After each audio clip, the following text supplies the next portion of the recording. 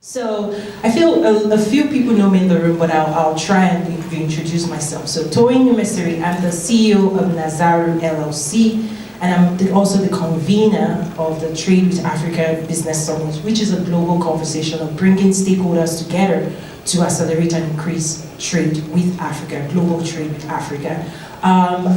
Today's event is such a delight to me because I'm actually partnering with the Africa Export-Import Bank, which is probably one of the largest banks, and they're really focused on driving import and export and trade. We're partnering with them to put this together. They are key sponsors, and I'm so excited to bring their message to you, and also dialogue and talk about what's next. So they bring special greetings. Dr. Roma, who is the president of the Africa Export-Import Bank, is leading an incredible conversation on the continent and beyond. And one of the things that, for me, I have a background in business, right?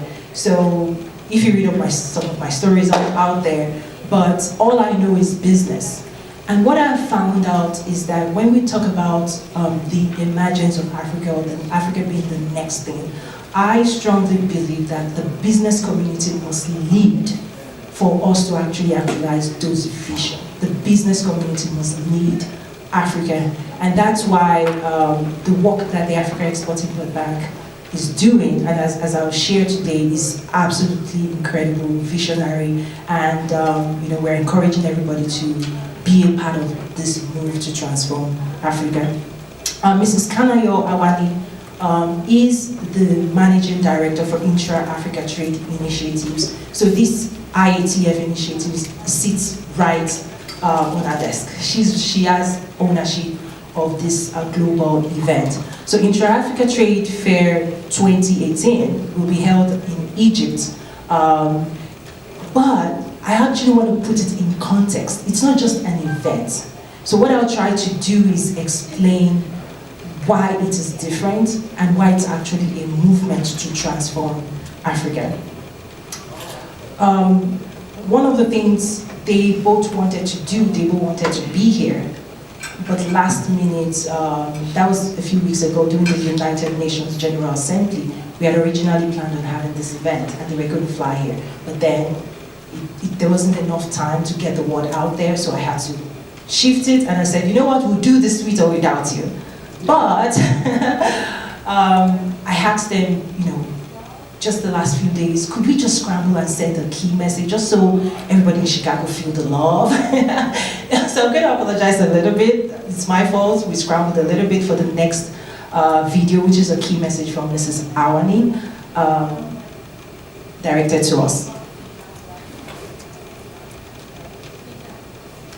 Our ultimate goal as AfCFTA, and also in line with our current strategic plan, is to increase intra-African trade from $170 billion to $250 billion, and by so doing, ensure that intra-African trade share of Africa's total trade reaches 22% by 2021. Following the lessons that we will learn from holding the trade fair, and to ensure that those lessons are turned into tangible gains in pursuit of the fundamental objectives of intra-African trade strategy, AfCFTA will continue to develop and implement solutions that will address the challenges facing intra-African trade. Against this backdrop, I would like to extend invitations to governments and parastatals, export trading companies, financial institutions, the private sector, academia, the creative industry, and all stakeholders on the continent and the diaspora to take up the opportunity to become our partners on this journey to transform Africa by joining hands to support and mobilize all those who need to be there and contribute to the success of the trade fair. Do not let this watershed moment pass you by. Be part of the movement to transform Africa. Be part of the IATF 2018.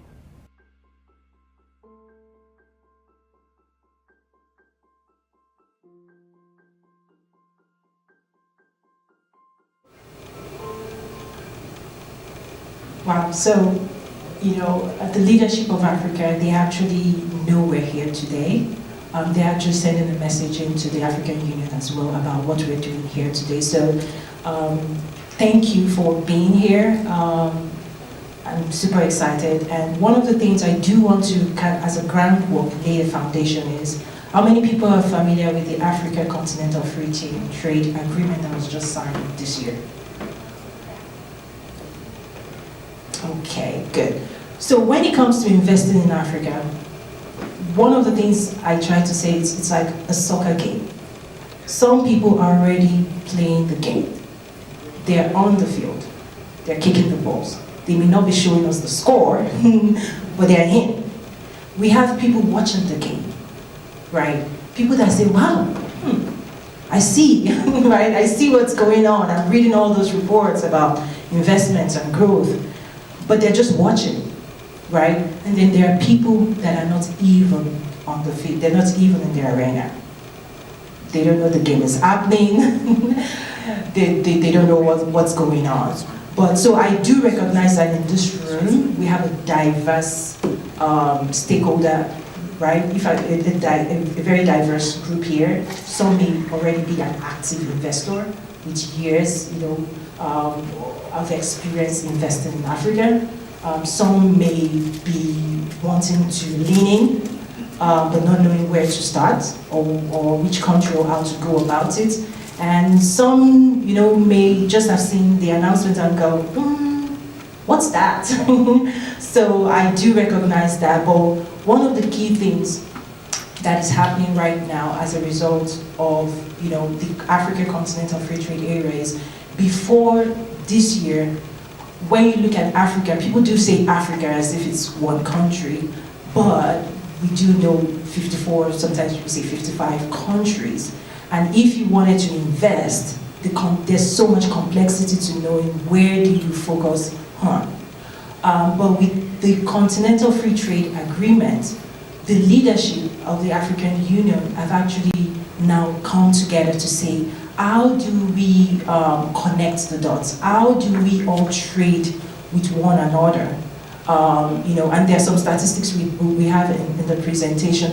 So with this signing, it creates a new conversation to say, wow, even if you're investing in one country, say South Africa, you need to start thinking beyond South Africa. How do you now serve neighboring countries beyond South Africa? So that's what this opens up, the opportunity for investors to look at the entire market versus regional market or just one country. So March of 2018 was when the leaders came together to sign the Continental Free Trade Agreement. And right there at that event, the president of Africa Export-Import Bank with the Commissioner for Trade of the African Union, they both launched the IATF. So this event that we're talking about was actually launched to say, we the bank, we want to support this movement, because when it comes to policy, you can have a policy on paper, but if you don't have financing backing and all of the processes in place, it sits on paper. And I'll give you an example. How many people are familiar with AGOA? Okay. For 18 years, AGOA is probably one of the most favorable trade policies I've seen. In 2000, the United States signed with the regions of Africa, if they're in good standing, to say you can bring in certain items into the US duty-free. And it's existed on the books for 18 years. 18. It was signed into law by President Clinton. It was renewed by President Bush. It was extended to 2025 by President Obama. The clock is ticking. But guess what? The business community, so in Washington, D.C., people that know AGOA would say, why has AGOA not benefited Nigeria or Ghana? We've not maximized it, but what I have found, and I can give you real examples, is that the business communities, the buyers, so this is a policy on paper that says buyers can buy duty-free, and it was put in place because a lot of the African countries cannot compete with Asia. So tariff-free should help you, right? But I'm going to generalize now. The buyers do not know. The people that are, exporting they're open for somebody to receive it, but they're not using it. And I'll tell you my own personal experience is that I've gone to some of the government agencies, I won't name names, and I'm saying, I want to use agro, and they're like, it doesn't exist. I'm like, textile, it does. It's like, no, I'm going to tell us our job. I'm like, let me pull up the internet. This is a US policy since 2000. This is what I'm going to use. And they were like, So I'm making them walk through that process as we speak right now, because we can all talk in theoretical terms, but the business community must lift these laws off the paper, literally, and bring it to bear and execute on it. So for me, being a part of this, it's not just, yes, this is happening, but we in the business community needs to say, what does it mean to us? What does it mean to my business? How can I be a part of this? And we've got to engage. And I know there are a couple of people that are already engaged. So that's my charge today. If there's one thing I want you to walk out of this room is African Continental Free Trade Agreement. What does it mean to me? What are the opportunities? How do I go? How do I engage? Because if the business community does not engage, it's going to be another AGUA. And I don't want that to be the case. So, you know, we also have a video now of Honorable Albert Muchanga, who is the Commissioner for Trade and Industry of the African Union. I'm assuming we all know what the African Union, European Union, right? Okay, awesome. So let me play that. Following the establishment of the African Free Trade area in Kigali on the 21st March this year, we decided that we will not wait for ratification. We shall make a quick delivery on the Intra-African Trade Fair.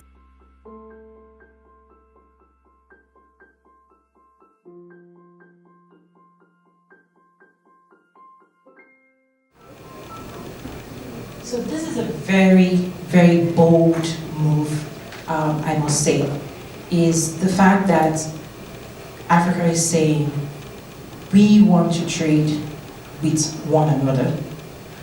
And, you know, like I said, we also want to say, what does it mean to us? So in numbers, comparing with other unions, the total trade, when you look at Africa's trade with the rest of the world, sits at 15 to 18% that Africa actually trades with itself. So what we're saying is Ghana to Nigeria, movement of goods and services on the continent sits at 15 to 18%. When we compare that to Europe, 59%, North America, so NAFTA, Canada, and then Mexico, right, 37%, Asia, 51%. So the leadership of the African Union is saying, we want to grow that number. And we recognize that we're not going to grow that number if we do not have the right investment, the right processes, you know, in place. And the Africa Continental Free Trade Agreement, if you're able to get your hands on it and read it, it's a lot of pages. But what you find is that they've actually put together a governing structure that includes all the ministers, right? All the ministers would then form a commission. All the heads of states would form, you know, the board, the leadership team. And so this is kind of going to be, I really am excited because it's set up to be successful and we need to be a part of this. So that's really a big deal. And then what does it mean? We're going to show another video, and this is the president of the bank really passionately talking about why we need to move forward and the support they are offering. Today, Africa is able to trade $1 trillion about. So the infrastructure available in Africa can carry $1 trillion of trade. The question is, why is Africa's share of that $1 trillion just 15 or 17%? Why is it not 40%? It is because the seller or the buyer in Nigeria does not know that he could buy polish from Kenya. The leather worker in Kenya does not know that the raw leather he needs is being exported by Burundi. So we need to have this information. When we create it, that will add significant volumes to intra-African trade.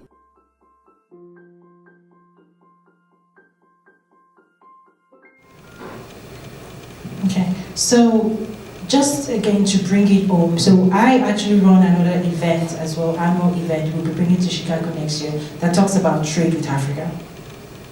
This conversation is saying, yes, Africa is trading with the world, but with the size of the continent itself, within the continent, how do we increase border transactions? And we can actually learn from South Africa because of that 15 to 18%, if you were to remove South Africa's trade with its neighboring countries, the number drops to 6%. Okay? Right? So South Africa, for so many years, have always been kind of a gateway to Africa. They've positioned themselves, they've been successful at it. But we need to take it beyond. Just we can learn, we definitely need to learn what are they doing to promote South Africa and to also expand their businesses, multinationals going into South Africa. But why not Ghana? Why not Nigeria? All of that. So this is why we need to think broadly about the continent and also learn from the various regions. So Africa Export-Import Bank, for those people that buy and sell. When I say buy and, when we talk about trade, it sounds exotic, but it's really buying and selling, right? At the end of the day. It's really, I mean, from the beginning of mankind, it's all about exchanging goods and services. And how can we, ease that process? Is anybody, if you're part of that framework right now, could you just indicate buying and selling, global trade right now? Yes, okay. So people in that world, you all know how important information is, right? Information, letter of credit, all of these instruments that would help make your life, easy, better in the process. But what Africa Export Bank is doing is saying, we want to provide a supporting structure to the African Union to make it a reality, right? And in 2017, they actually established a 5-year strategic plan called Impact 2021 Africa Transformed. And a key part of the agenda is to increase intra-Africa trade. So this is like a big push for them. And one of the things they are also, as part of the strategy is to finance $90 billion of global trade, where 25 billion of that, over that 5-year period, is focused on intra-African trade. So as part of this trade fair, as we'll see, if you're there, they're also saying if you want to trade and you find a trading partner, you don't have to worry about financing. We actually want you to trade. We want to help you close that deal. And when you look at this number, it sounds whoa, right? But for context, 2017, I believe they did about $8 billion financing. About 50% of that sits in Nigeria, which is the largest economy. So they have 3 offices on the continent. But so if they want to increase that, but if you were to do that, multiply over 5 years, this is somehow a conservative figure as well. So any questions? Again, I'm going to make this a little bit less formal because I've spoken to one-on-one. I've spoken to people one-on-one in the room. I feel very homely, right? Like among friends. So any reactions right now?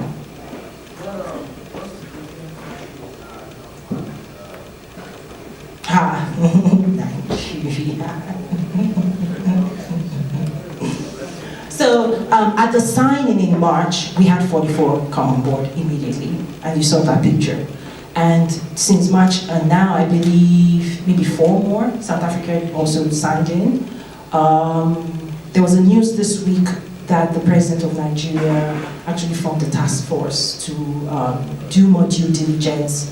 Given the size of the market, he said they did not just want to sign, they want to really understand what the implications are to Nigeria. Because what it really means is, with all of the activities happening in Nigeria, with Asia, all of a sudden Ethiopia cannot get a piece of that. Kenya cannot get a piece of that. So they really have to look at it, meaning how easy can Ethiopia sell into Nigeria and vice versa. So those conversations are happening right now. Yes, ma'am. I have two questions. The first one is the AfCFTA and all of these things and the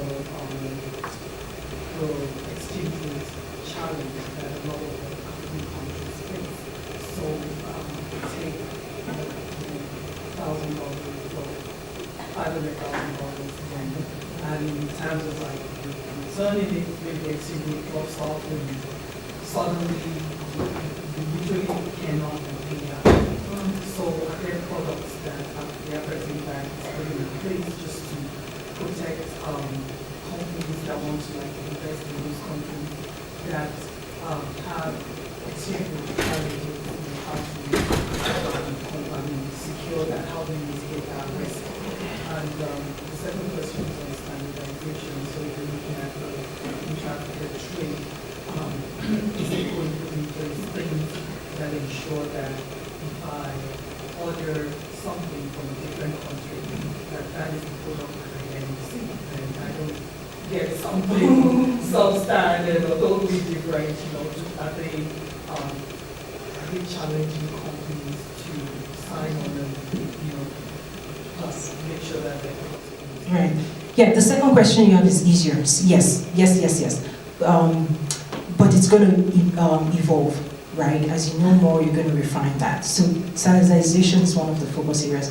The first question, one of the things I'll do is also take note back to and give them feedback. But I suspect, yes, they will have a program. Here's why. Because OPIC, Overseas Private Investment Corporation of the US, they actually have an insurance you buy to cover things like that. And OPIC, I might be putting some information out there, but OPIC actually this year, they launched a new initiative called Connect Africa. And what it is they're raising $1 billion. I have contacted, so they sent me the information. $1 billion to finance logistics, transportation, ITC, all of that. So OPIC is a US kind of equivalent because it's funded by US taxpayers, but it operates as a bank, but their focus is development. So they do not compete with Exim Bank, really. So development focused, US businesses that want to expand into other regions from a development standpoint. So check that out. Connect Africa, OPIC, $1 billion that they're putting out there to finance. So things are happening. So yes, I suspect they will. I mean, this is something that with Nigeria particularly over the last couple of years, I suspect they will have some instruments to support and, maybe enjoy the risks. There are risk actions associated with business, right? Thank you. Yes, ma'am. So I have a question, and I'm meeting you for the first time. As a new business, African business owner, and we've been importing some goods to Cameroon area, and we've been struggling a lot, especially with the customs and trying to deal with importing and actually importing the right stuff from Ghana and Nigeria to stay there. Is there any training for the newcomers? I mean, we're fairly new. We don't know what we are doing, so we kind of learn from our own experience. So, do you have any guidelines or something? Unfortunately, that's why I'm in business.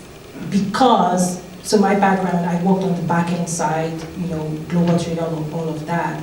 And exactly what I saw was that the information within that world is not readily available, especially when it comes to trade with Africa. NAFTA, yes, you're going to see all information out there, but Africa in particular, what I found is where do you go for information? it's like it doesn't exist. If there's some context of global trade where it's like Africa, when I show up, it's like nobody's talking about Africa. And that's one of the reasons that we're having this year, that's one of the reasons we're having the Trade with Africa, is to bring those conversations forward. And I've also begun some conversations with the bank to say standardize, how do we train the exporters? You know, there are several things I've embarked on to do, and I then realized, this is bigger, right? We need strategic partners. We need the leaders of Africa to be behind this. So yes, well, no, we're missing that. Yes, we can help. Yes, we need to standardize training. Yes, we need to all stay informed. Yes, we need to support each other. I wish I could just point you one place, but that's why we're here. What she asked for, some banks, they do local currency financing. But land is one of those things. People have to decide more and see what is happening. And what she's asking for, there are a lot of businesses in the country that can have, if you go to them working from Asia and all kind of things, the same way apply back. If you understand, you just have to let it go. Awesome. So we'll definitely partner there and see what this existing information, and maybe what we have to do is promote it. What I've realized is we could have the best solution in the world, but if we do not market it, and if we do not bring it to the attention of the right people, it sits and collects dust. So maybe, right, we have some information somewhere. How do we dig it out and find it? Talking about local currency, this year, I believe UK and Nigeria also signed a deal where if you wanted to buy, like if you're a manufacturer in Nigeria and you wanted to buy equipment coming out of UK, they've actually signed a deal where local currency swap is now happening. So for us in America, right, and China, right? So now, if just imagine I'm running a factory in Nigeria, all of a sudden, right, maybe US becomes less and less competitive for me to trade with. Something to think about there. It's just something for us to watch out for. So, thank you. Okay, we're gonna move on. Wow. I don't want to hold you too much away from your lunch, but so as part of Impact 2021, we have also the Intra-African trade strategies particularly, and I want to walk us through some of the content of that. Before we do that, this is a definition. When you say intra-Africa trade, they've actually come up with this definition from the context of the Bank and the African Union. Personally, I would like to see a little bit of adjustment to kind of infuse the global investors, kind of what's their role in driving this. But as it sits right now, it's really goods and services between and among African countries. They've also included the diaspora, I believe, yes. So even though it's not on the continent, if you're in the diaspora and you're trading with the continent, they are putting it under this bracket as intra-Africa trade. So it's technicalities, right? But for me, the broader the better. I don't think we want to exclude. We need everybody that wants to really engage. How do we bring them on board? So for me personally, that's my own personal view. So just to ground again, intra-Africa trade as this specific definition, and everything, the strategy is built around this definition. So what they've also done is created 4 pillars of growth for the intra-Africa strategy, and I love this. This is the most important slide. Of everything I'm showing, this is the most important slide. What it talks about is they want to finance and increase creation of goods and services on the continent, productivity.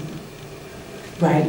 When you look at the real numbers, actual numbers of trade, what you quickly find, and I've dug through that, especially 2016, is that raw goods come out of the continent, but not finished goods.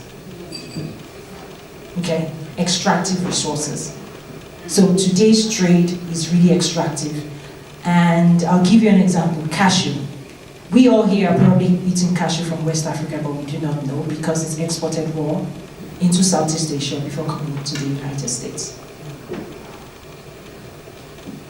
On and on.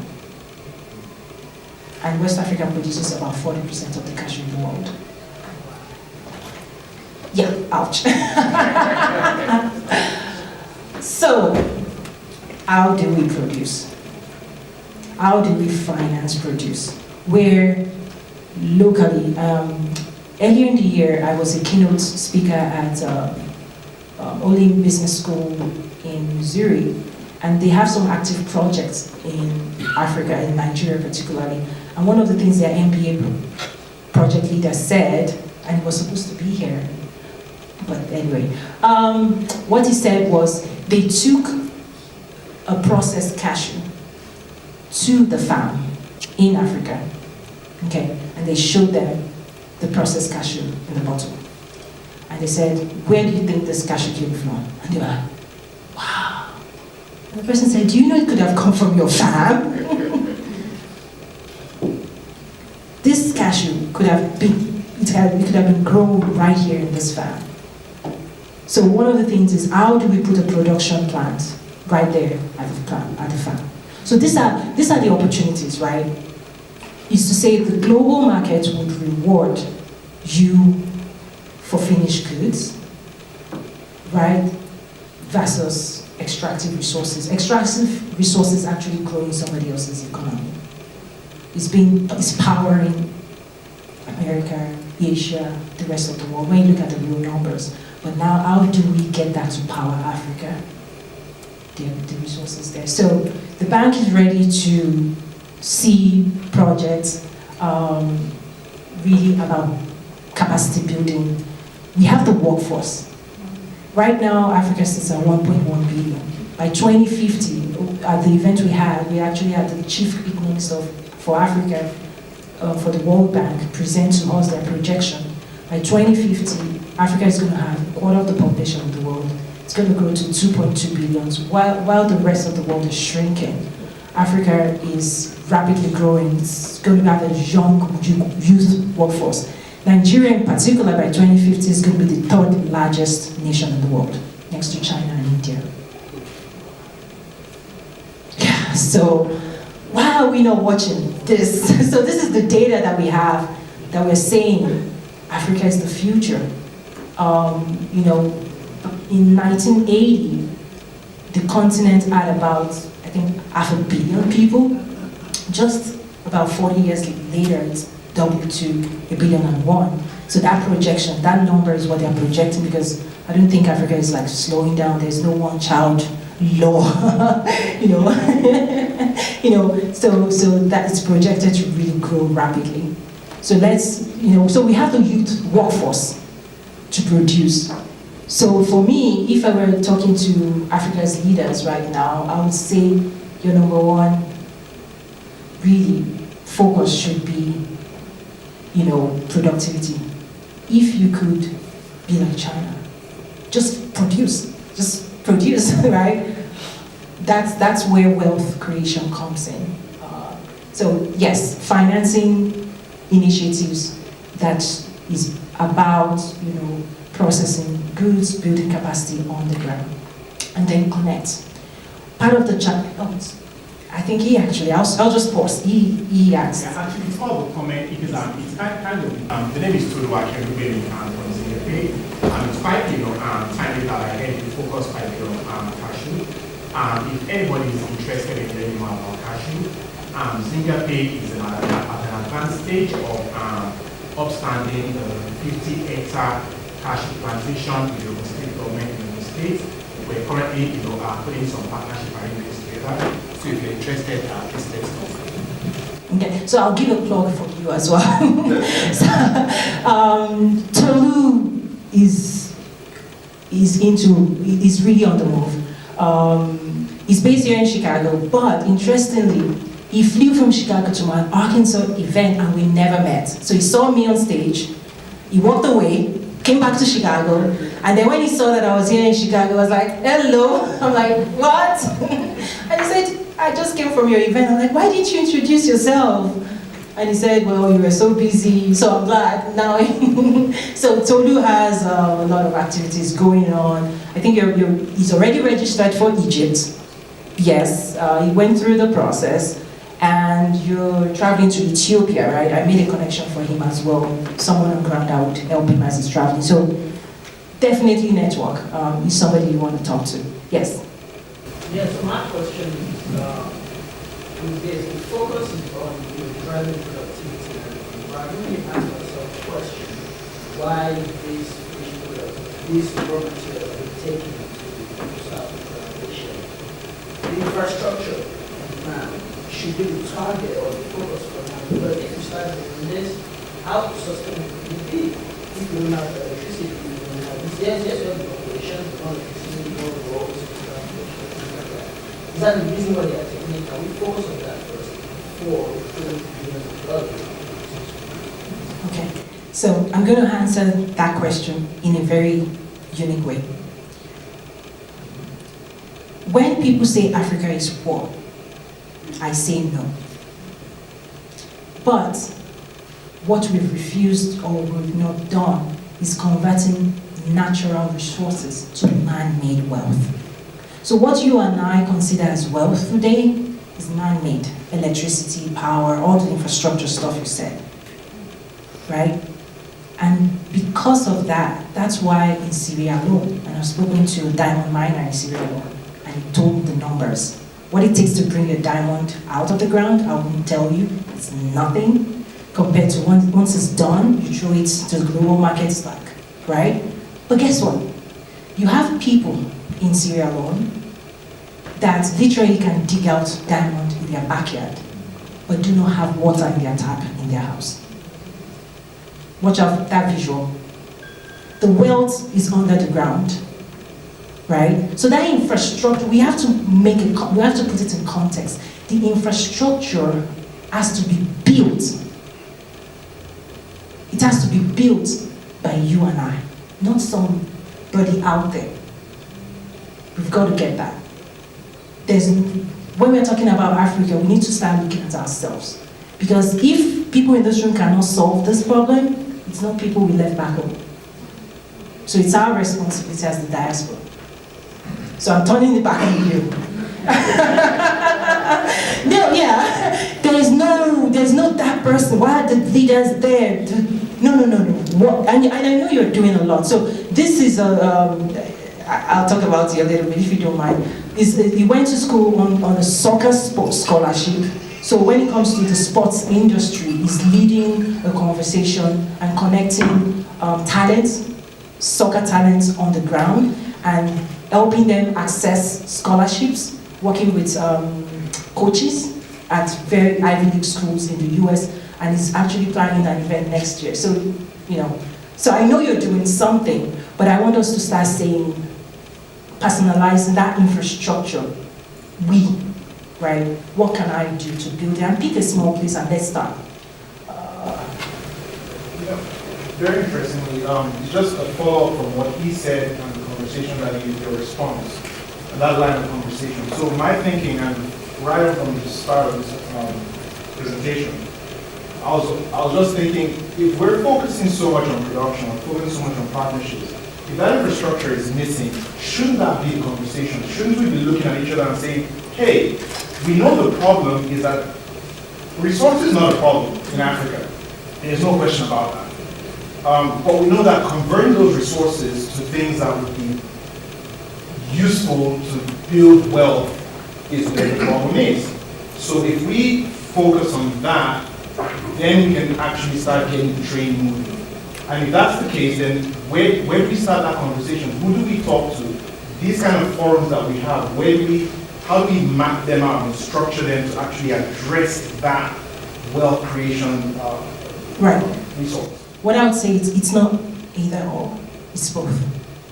And I know even the president of the bank, he's addressed this. This was how he answered it, and I'm paraphrasing. Even if we do not build any additional infrastructure today, the existing infrastructure can actually carry $1 trillion of trade. Okay, so it's not, as we look at it as parallel, right? Yes, we keep ramping up. What we already have today, let's keep creating access, yes. But we also have to address what you just said. So it's not this or that, but we need people thinking both needs to happen at the same time. Yes. I wanted to talk about what you said and what you said and what you said.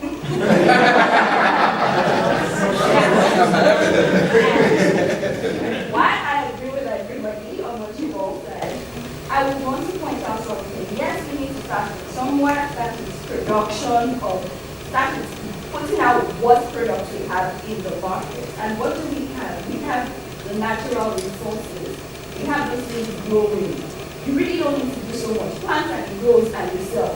We have the weather to produce this thing all year round. We have the proper storage infrastructure. We agree with all of that. Yes, we will do that. Yes, we need to be on the world map. Yes, we need to be out there and let everybody know what we can offer. We sell the product first. It will help us grow to a point where we will realize, having sold the product, this is not the only business we want to do. Because the market will get saturated at a point. When the market is saturated, how do we go? Where do we move? What's the next level? And that's when we move to, okay, we can now produce. We can now start doing the end product at our own end. We need now, at that point, to be able to say, okay, we can move to the next level. Yes, we know all of that. But let's backtrack. I'll use the Nigerian example and the oil industry. Oil was all gold for many years. World market prices crashed. We're crying. And then who says oil wells don't do good? Who says oil wells don't crack? So yes, these are natural resources. We don't boost them. We all depend on it. We don't believe in doing anything different. That's once it works, it becomes gold. We all sit on it and wait. So it's about mentality. While we will be the ones to make a change, we will try, we will make the best effort. A lot of other factors are there. Oh yes, quite complex. And she has mentioned the loan system. I will tell you, I know what happens on that side and on this side. Two things, the exchange rates don't even go there. It kills you. You will get a Naira loan at 20-something%. Who does that? And then you will come and get a USD loan. I tell you, currently, prime is at 4.something, 5% thereabouts. So you get a 5%, 6% loan plus some spread of maybe 1.5 or something basis point. It tells you, okay, funding is cheaper here, but hey, I have the CCI issues to deal with the certificate of capital limitation. And then when I have to repay, I have to deal with exchange rate fluctuation. Even when you hedge, even when you have the best agreements in place, the banks look at you and tell you, you took a dollar loan, I want my dollars back. Yes, so number one, diversification. Every economy must diversify. That's a given. Nigeria failed at doing that. And they lost $30 billion of annual revenue from oil, just like that. So diversification. What you also talked about, there's something I say is the future, the political leaders must commit to the business community. I think that's one of the biggest lessons I have from the United States of America. No question the commitment the government has to small businesses. No question. In fact, as a wrap-up, we're going to have a representation from SCORE.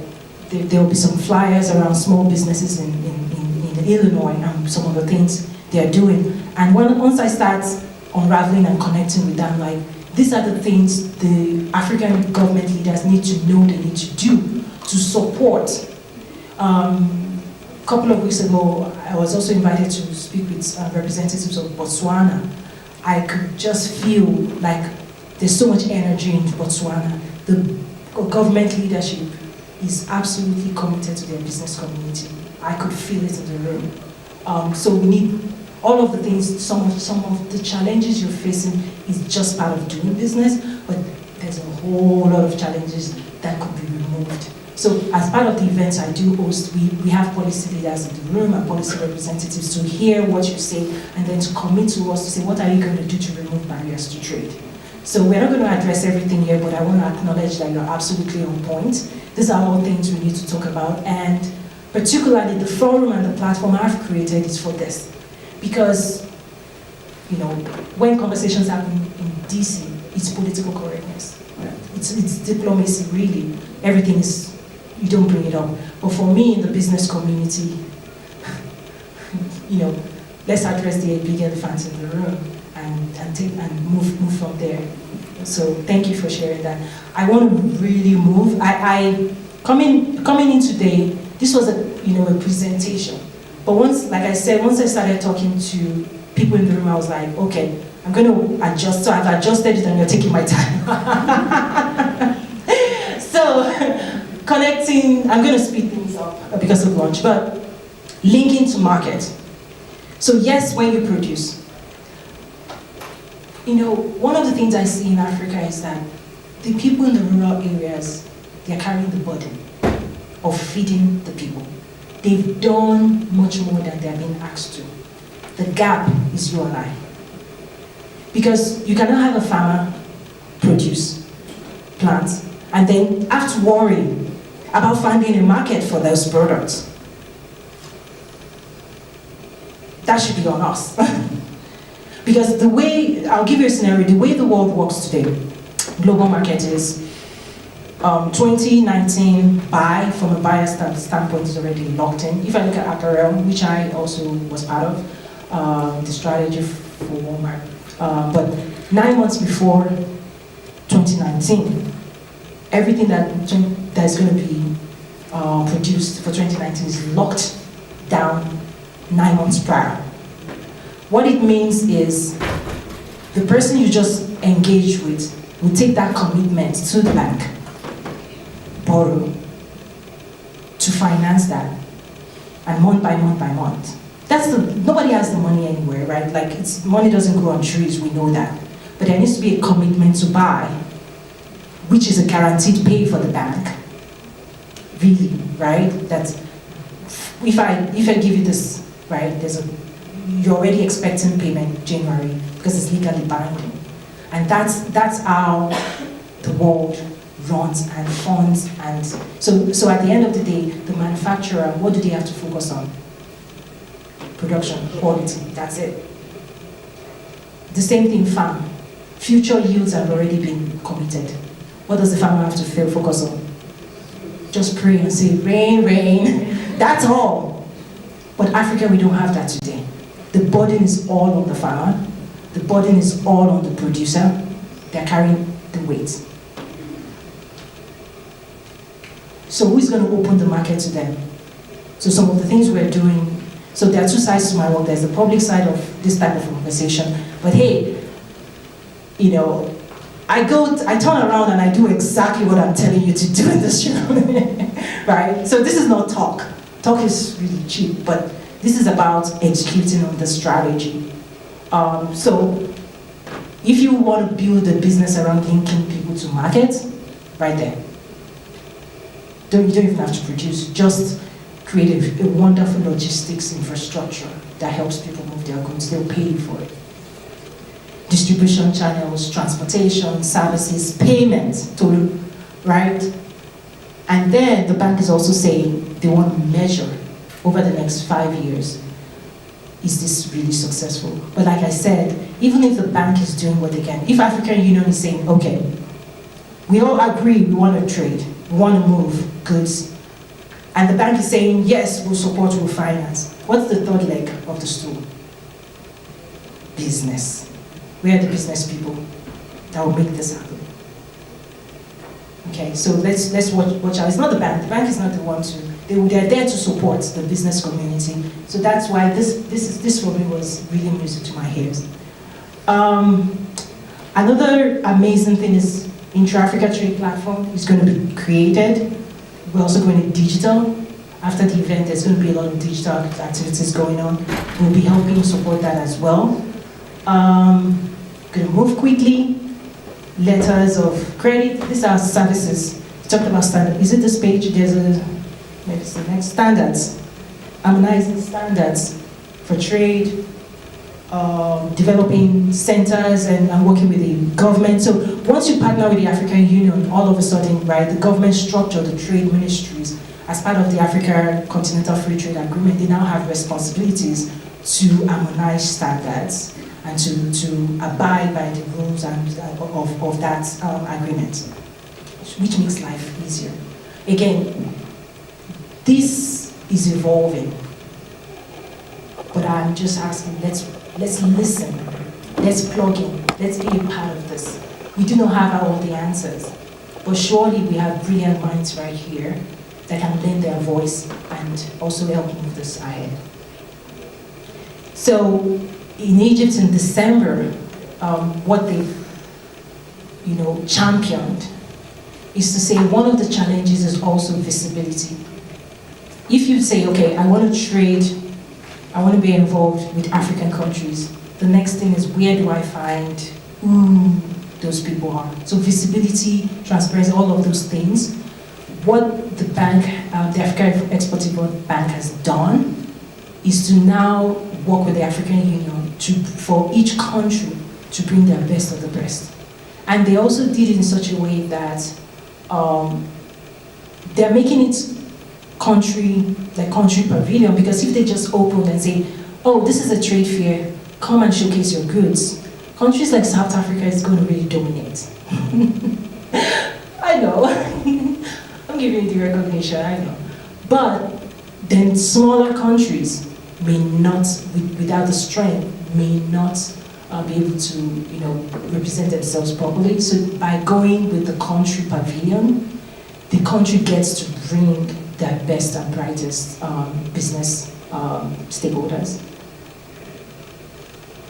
Target numbers for December event, it's a big one. 7 full days of trade show. There's also going to be conferences for that. African heads of state, targeting the $1 billion people on the African continent. They're expecting a lot of foot traffic. So, one, this is an opportunity. If you have good services that you want to put in front of the right people, this is an amazing opportunity to get in front of.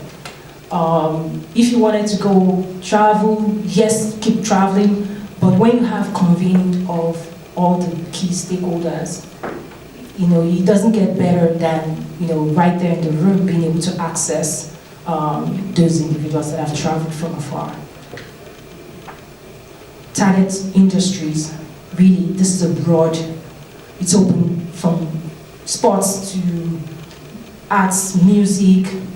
There's actually a speaker who is a soccer player coming out of Europe. Music, like that's a huge opportunity coming out of Africa as well. So this is really a broad,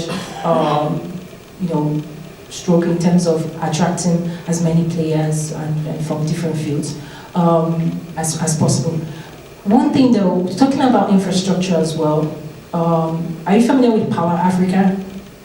Okay, so that's also a US government initiative from a power infrastructure standpoint and committing investments and funding into that space. In attendance, ministers, heads of states, diaspora, private sector. We also have some insights, right, that would help you from a navigation standpoint. I mean, this is, for Americans, this is bigger than the Super Bowl. I was waiting for the reaction there. It is. Okay, so anyway, I'll just click through some of the information here. Regional trade hubs would also have their own pavilion. So they do recognize that, Egypt, South Africa, Nigeria, Cote d'Ivoire, Kenya, within their regions, East Africa, West Africa, they are key players, and they hold a wealth of information. They already trade strongly, so they're giving them opportunity to showcase separately as well as under the regional trade hub. And then AfriExim Bank would have a station that, they want you to be able to come there and all your questions, financing questions, right there. They want you to be able to get the answer right there. And if you have deals and you want to close, they'll have the right people there to help make this happen. Egypt being the host country, they get to get quite a significant space to showcase Egypt and to promote Egypt as well. And there's a conference when it comes to trade financing and payment conference. So as part of the fair, they're also going to be holding a finance payments conference. Though I think that's something you should check out as well. And I'm wrapping this up, but I want to end with a final message from Ms. Kanayo, again, who is, this event is really under our office. And I thank you so much for listening to me. I'm available to talk. You've made this very warm. So I went off script a little bit, so that's good. But please listen to the key message. Our ultimate goal as AfCFTA Bank, and also in line with our current strategic plan, is to increase intra-African trade from 170 billion US dollars to 250 billion US dollars, and by so doing, ensure that intra-African trade share of Africa's total trade reaches 22% by 2021. Following the lessons that we will learn from holding the trade fair, and to ensure that those lessons are turned into tangible gains in pursuit of the fundamental objectives of intra-African trade strategy, AfCFTA Bank will continue to develop and implement solutions that will address the challenges facing intra-African trade. Against this backdrop, I would like to extend invitations to governments and parastatals, export trading companies, financial institutions, the private sector, academia, the creative industry, and all stakeholders on the continent and the diaspora to take up the opportunity to become our partners on this journey to transform Africa by joining hands to support and mobilize all those who need to be there and contribute to the success of the trade fair. Do not let this watershed moment pass you by. Be part of the movement to transform Africa. Be part of the IATF 2018.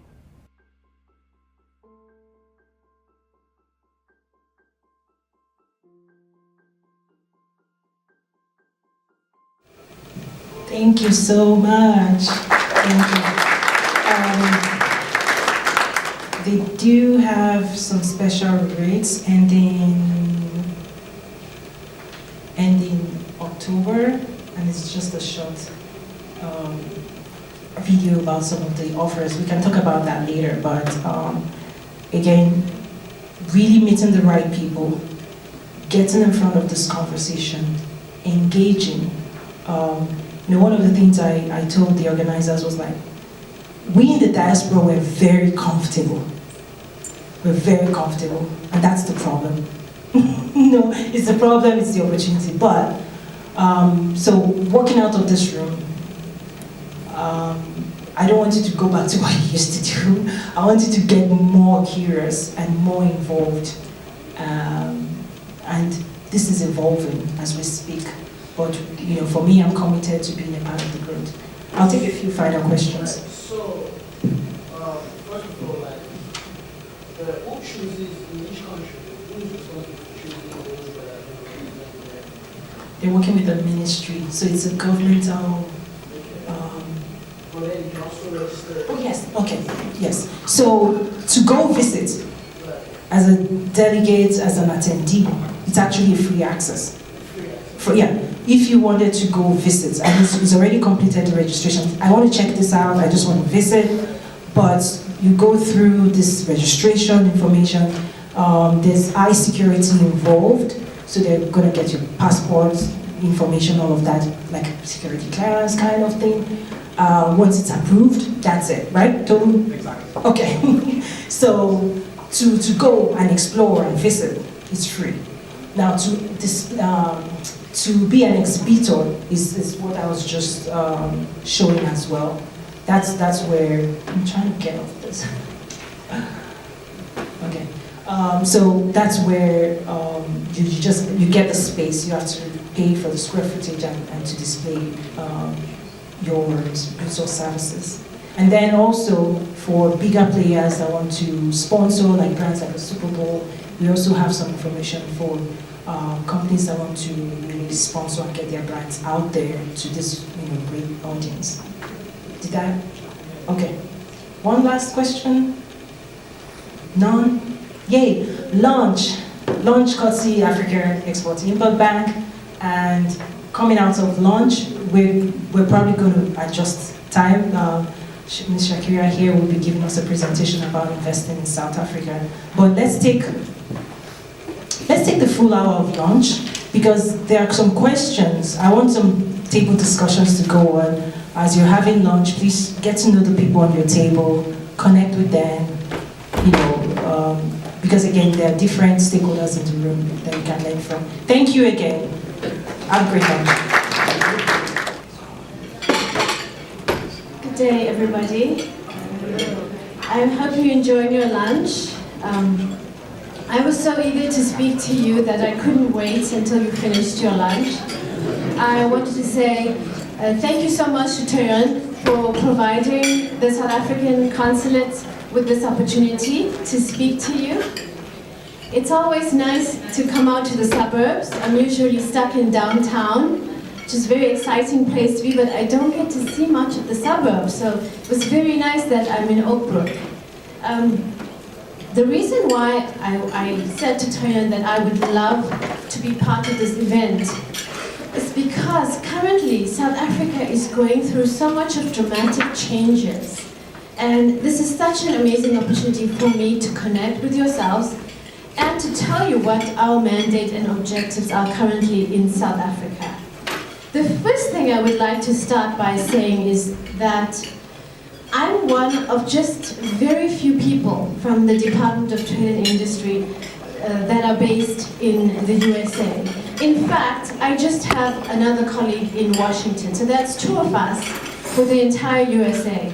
The resources are very thin because South Africa has taken a conscious decision to focus more on expanding our activity between South Africa and the rest of the African continent.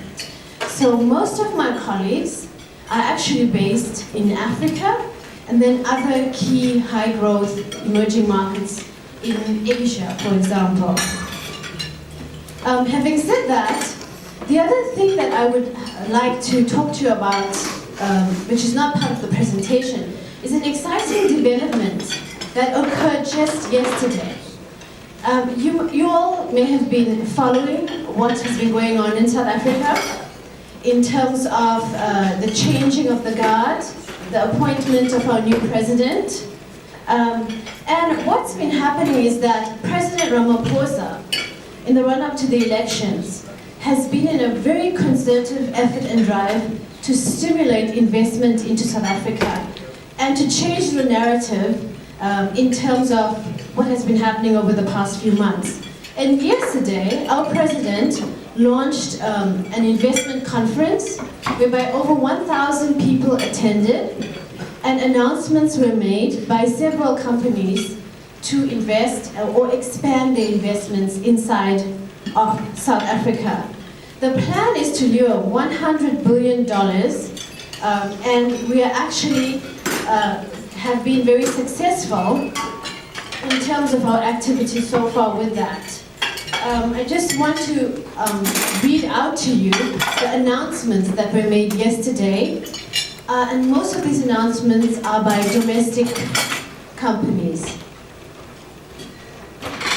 So one of the announcements is that Anglo American, a big mining company, intends spending $6 billion by 2022 on maintaining and expanding its mines in South Africa.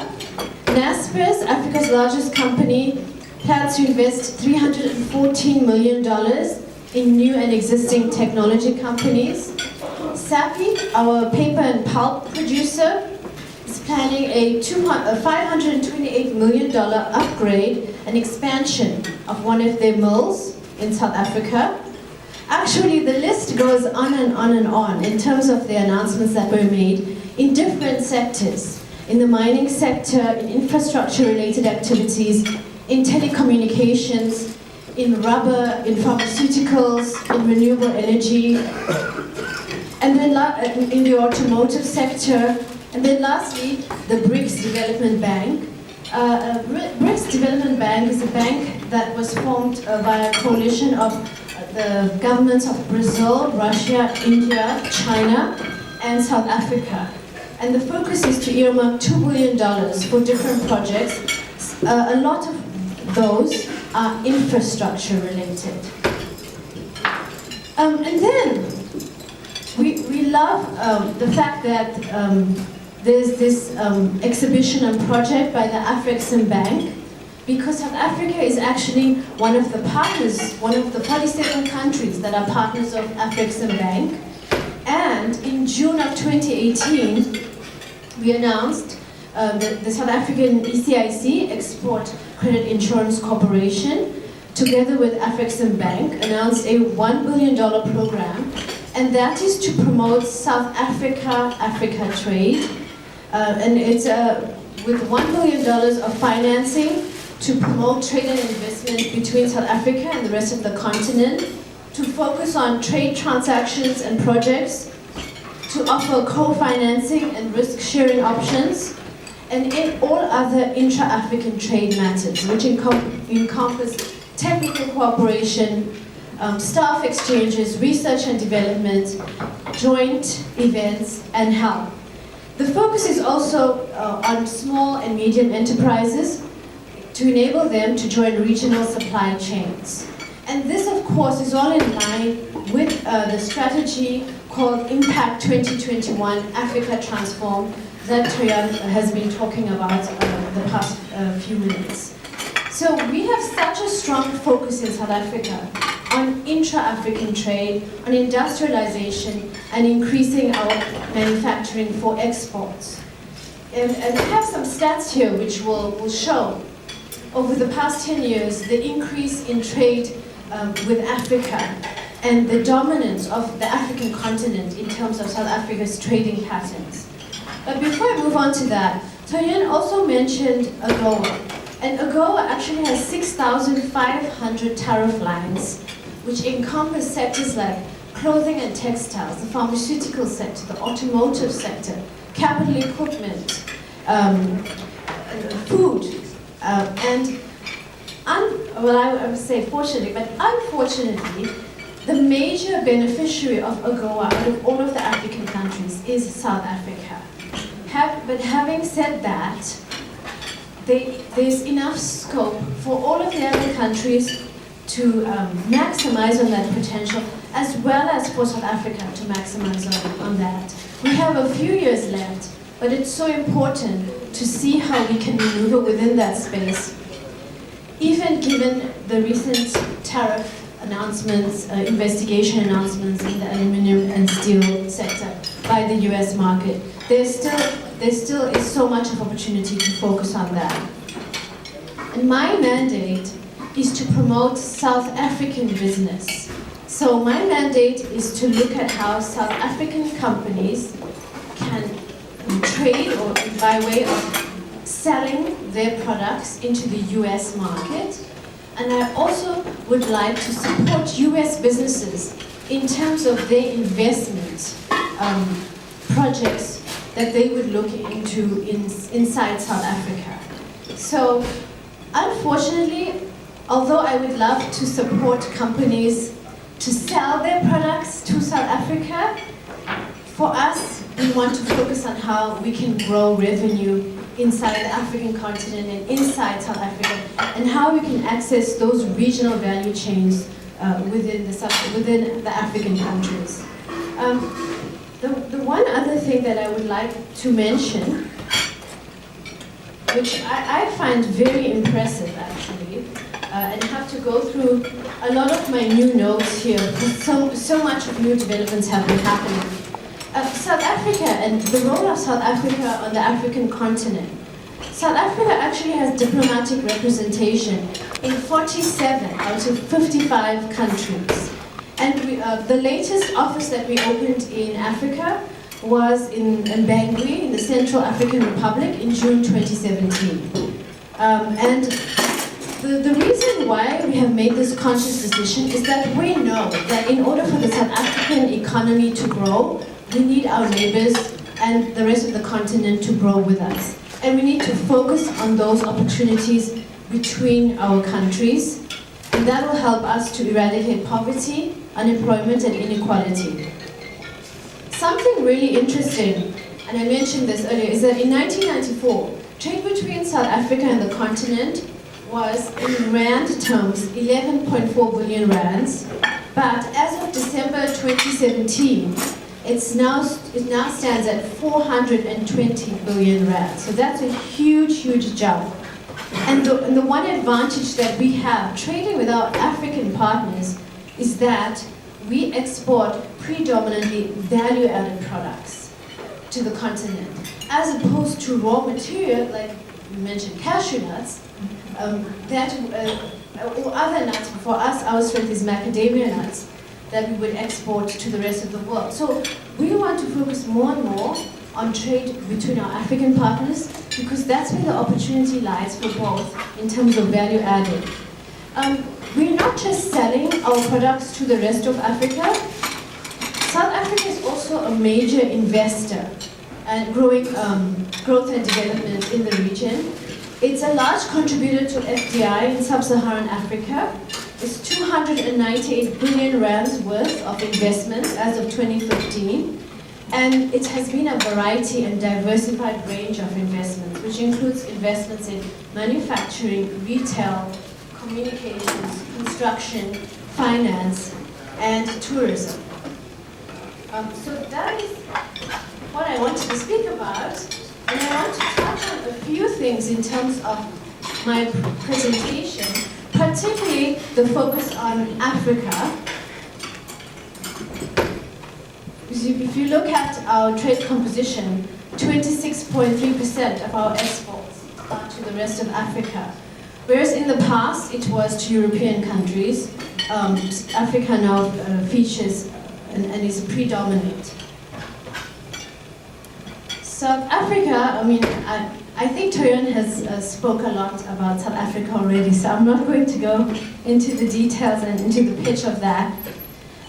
Just that we are going through such exciting times in South Africa. I'm not going to gloss over the challenges. We have a lot of challenges in South Africa. Our growth rate has declined. We have high unemployment rates. But with our new president, he was deputy president, but with our new president in place, he has gone into overdrive in terms of focusing on transformation of our state-owned enterprises, those that are responsible for electricity, energy, for infrastructure in terms of rail, and for other obligations. And we're looking at changing the landscape, reforming the landscape.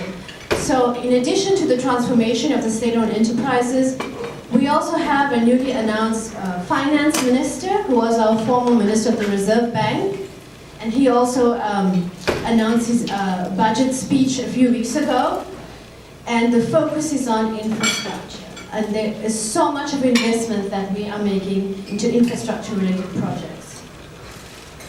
And despite, how much more time do we speak? Okay. Despite the focus on increasing our investment in infrastructure, we still rank very well in terms of our road, rail, and port facilities.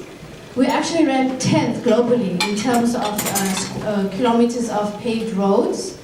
And we have very busy ports, one of the largest dry bulk ports, which is in Richards Bay, and that's in KwaZulu-Natal, the province where I come from. And we have very busy container ports, Durban and Cape Town. We have recently announced the resumption of our renewable energy independent power producer program. So we have a lot of focus on diversifying our energy sources away from coal, focusing, for example, on collaborations with the private sector on wind and solar related energy.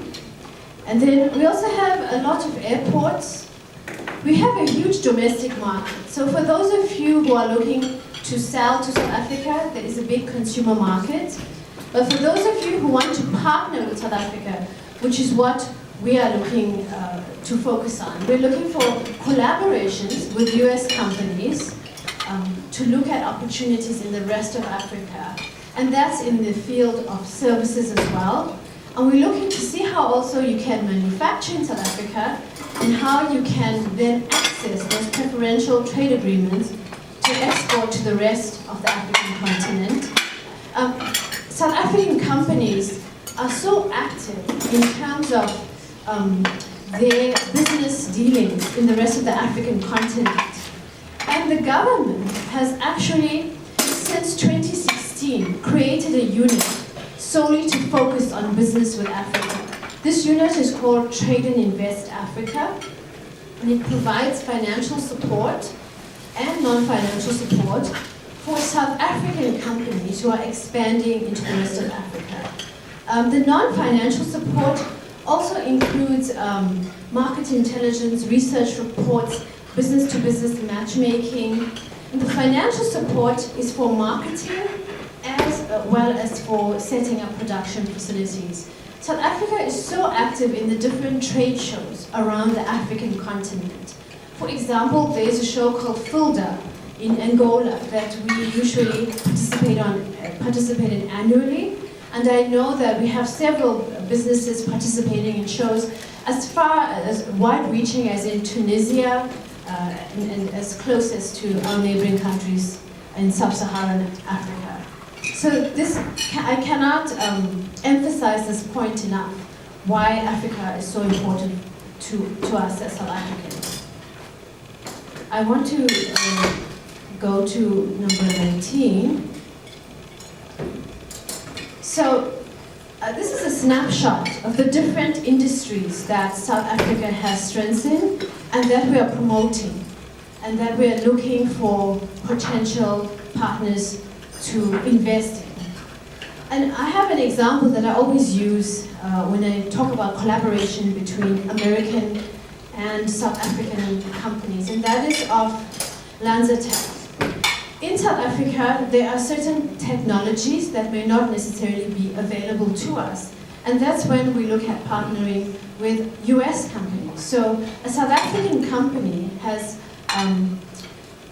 decided to invest in a huge plant in Mpumalanga, which is over here, and that is doing the conversion of waste to energy.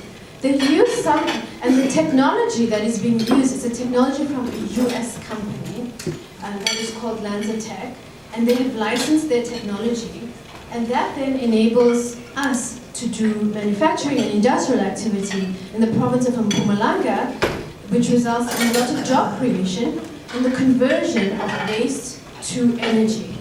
And I don't have the chemical equation for this. However, it uses biomass, and the biomass is taken from the gut of a rabbit. So that's really interesting because it's so interesting how we find efforts to collaborate between the US and South Africa, and which will result in something of benefit to South Africa and consequently to the neighboring countries as well. I would like to brag a bit about the province that I come from. I come from KwaZulu-Natal, and that is on the east coast of South Africa. If I were to imagine any state or any city in the US that has similar climate and terrain, I would say it's similar to Miami. So being in Chicago, I think it's more similar to Pretoria, Gauteng. But Gauteng is very dynamic. It's regarded as the business capital. Pretoria is the capital, and Johannesburg is the business capital. And the skyline of Chicago reminds me of the skyscrapers in Gauteng, of which we have a high level of tourists and business, and we have such a diverse amount of nationalities visiting and setting up their headquarters from all over the world in Gauteng. We have several opportunities in various sectors. We would like to focus a lot on agriculture and agro-processing. And something that we do very well is that we produce tea, but it's not tea that is a common black tea. It's something called rooibos tea, and I think that all of you know of it, but in the US it's called redbush. Yes. Well, South Africa actually has geographical index patenting in terms of that. Like, everybody who uses rooibos is supposed to call it rooibos. It's like champagne or other wines where they have geographical index, even cheese. So we have asked for that for rooibos because it's unique to South Africa, and it apparently has greater antioxidant properties than green tea. So that's interesting. And we have a lot of other subsectors in the dairy sector, in the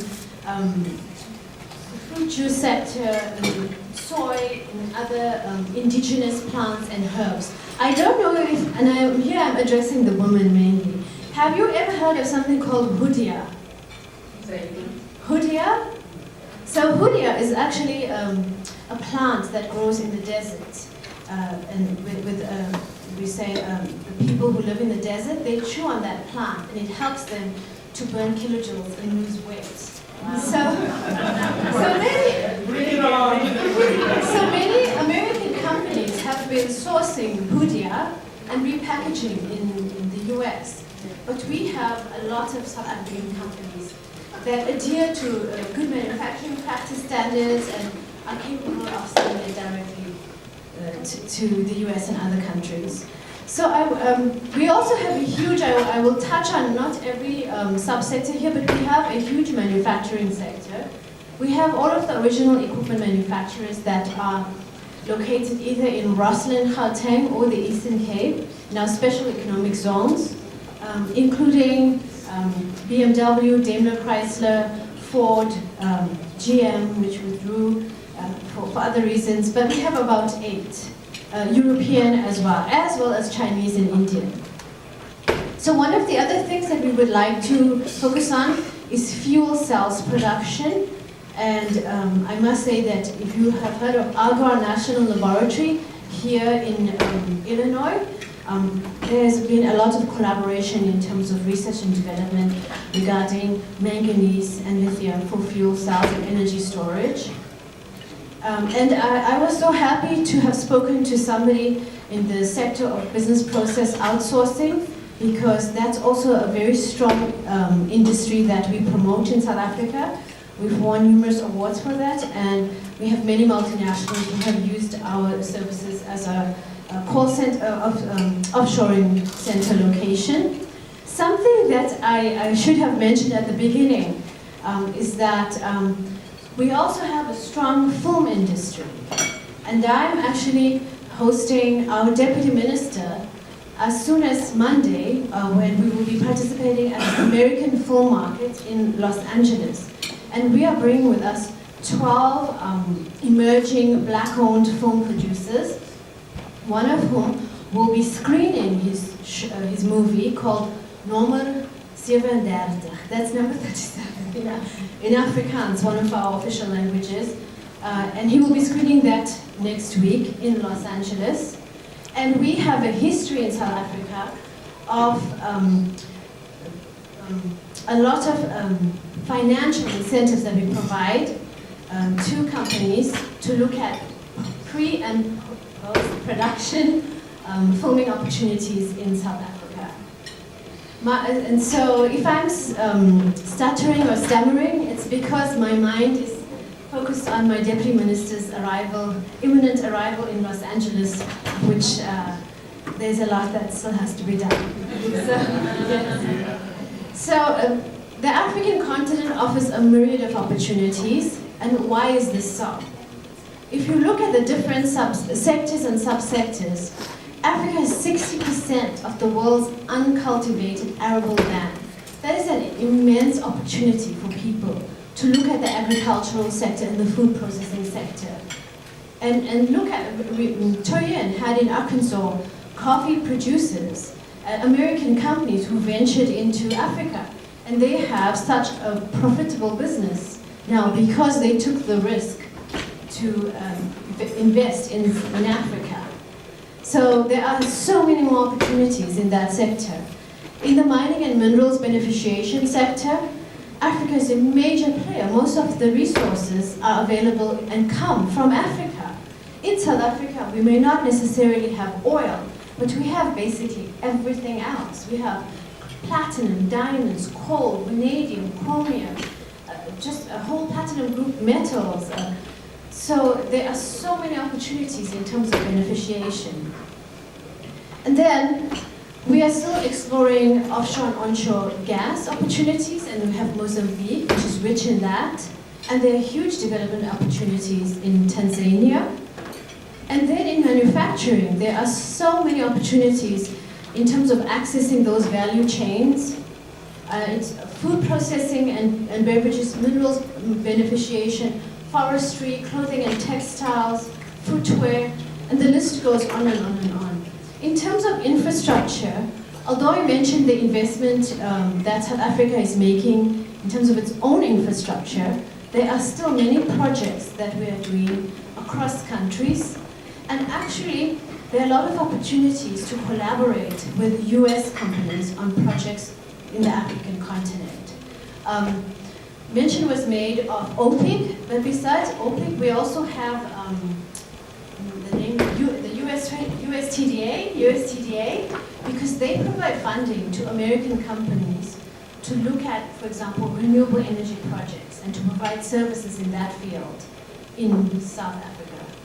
And there are many US companies that are currently partnering with South African companies for projects in South Africa and the rest of Africa.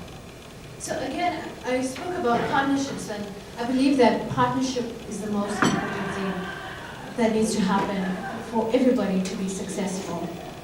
And we are not just saying partnership and not offering anything. We are offering financial incentives for that as well. This is a new presentation, so I can't find that slide, but I can talk to you about it. South Africa currently has various special economic zones. Here we are. And these special economic zones offer to all sizes of companies a reduced corporate tax rate if you locate within those zones, and a value-added tax and customs duty suspension because it's a customs-controlled area. We offer incentives for employment. We offer a building allowance, as well as preferential land rental and utility rates. So if you locate there, you will get access to a cheaper rate of land and a cheaper utility rate, which is an amazing incentive. And we also help to facilitate your entry into those zones.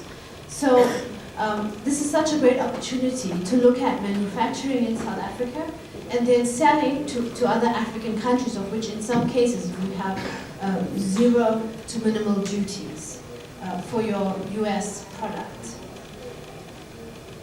I also have a list of incentives and support that the Department of Trade and Industry offers to companies who would like to source from South Africa or produce in South Africa.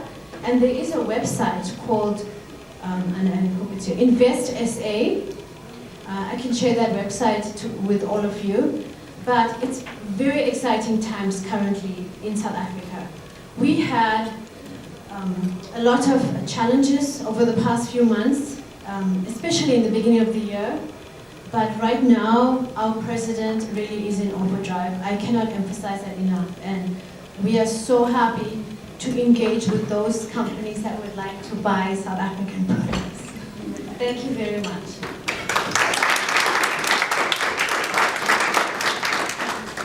So the leader there, Keith, he might be on his way, but one of the things is these are volunteers and services available to your business here in Chicago.